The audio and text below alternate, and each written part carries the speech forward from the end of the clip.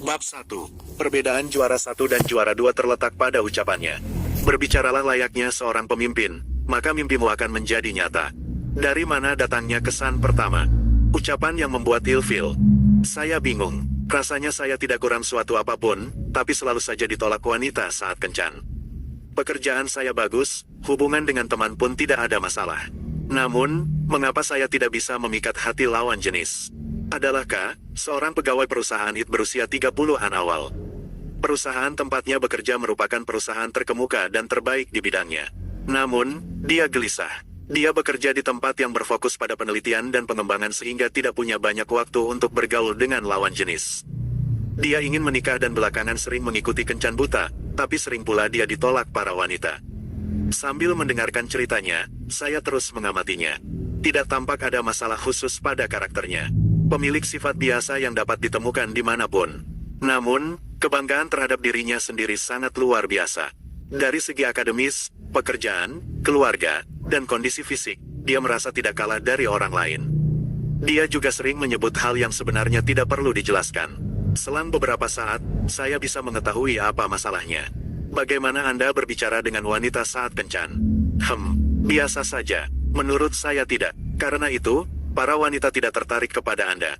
Bagi wanita, kesan saat pertama kali bertemu sangatlah penting. Penampilan yang rapi memberikan kesan yang bagus. Begitu pula dengan gaya bicara. Suara yang bagus saja tidak cukup. Bagaimana berbicara agar memberi kesan yang baik kepada lawan bicara juga penting.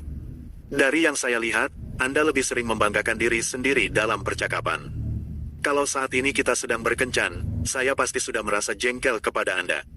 Dia merupakan salah satu contoh orang yang merugi karena ucapan meskipun sudah memiliki semuanya untuk memberikan kesan pertama yang baik. Suaranya jernih dan enak didengar, tapi isi ucapan yang terkandung di dalamnya yang bermasalah. Dengan hanya membicarakan diri sendiri dan tidak memikirkan lawan bicara, dia jadi dicap tidak berperasaan oleh lawan bicaranya. Terlepas dari seringnya saya bergaul dengan wanita, rasanya tidak ada yang tidak tahu bahwa wanita tidak menyukai pria yang suka membanggakan diri sendiri. Hal itu sudah menjadi rahasia umum. Mungkin karena Kak tidak menyadari hal tersebut, kesan pertama yang dibuatnya setiap kali berkencan selalu saja tidak baik. Banyak kasus seperti ini ketika nilai kesan pertama seseorang menjadi turun karena ucapannya. Misalnya, politikus A yang memiliki kesan pertama negatif karena berbicara gagap di masa lalu. Dibanding politikus lainnya, dia sebenarnya lebih santun dan tenang.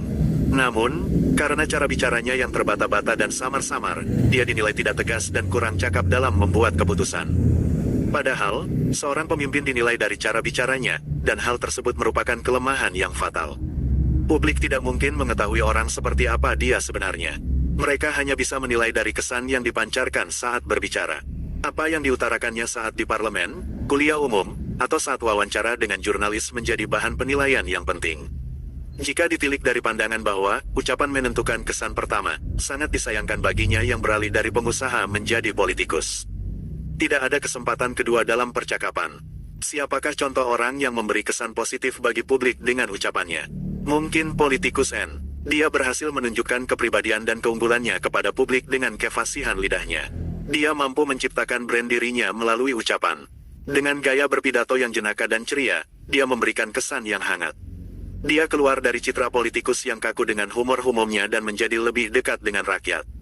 Gaya tersebut juga membuat pandangan politiknya yang kuat terasa lebih akrab.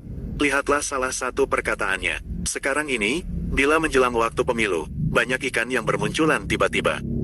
Semua mengaku bersih. Namun dari pengalaman selama ini, setelah dipilih dan dimasukkan ke dalam kolam politik yang keruh, ikan-ikan itu mati, atau mereka bermutasi agar bisa bertahan hidup. Selama 50 tahun, kita terus-menerus makan samgyeopsal, babi panggang, dari satu alat pemanggang yang kini telah menghitam. Kini saatnya kita mengganti pemanggang itu. Bagi seorang politikus, senda gurau bisa menjadi faktor yang merugikan. Namun, dia merangkulnya dengan baik, sehingga dia yang tadinya bukan siapa-siapa dalam sekejap berdiri tegak menjadi politikus idola. Jika berbicara soal ucapan yang menarik, kita tidak bisa melupakan penyiar Lee Geum-hee. Dengan teknik narasi, sponsnya, dia memberikan kesan seorang bibi yang hangat.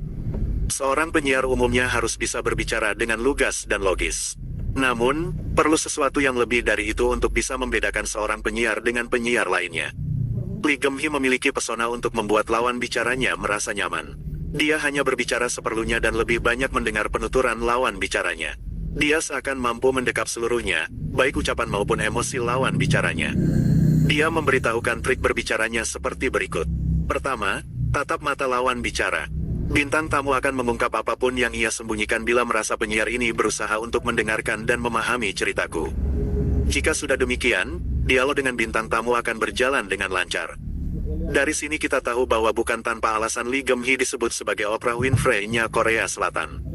Menurut sebuah statistik, persentase sebuah perusahaan memilih pegawai baru karena kesan pertama mencapai 66%.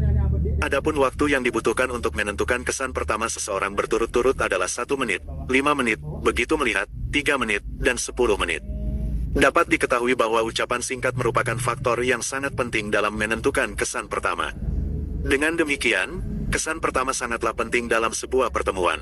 Tidak apa-apa kali ini tidak memberikan kesan yang baik, pertemuan berikutnya kan bisa adalah anggapan yang salah.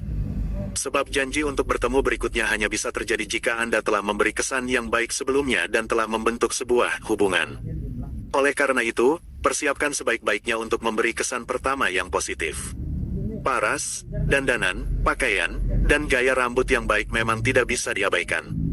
Namun, tidakkah Anda melupakan ucapan yang sebenarnya begitu penting? Ucapan adalah sarana penting untuk menilai seseorang secara keseluruhan. Melalui ucapan, kita memperoleh kesan baik dari lawan bicara dan dapat menunjukkan sisi menarik diri kita kepada lawan bicara.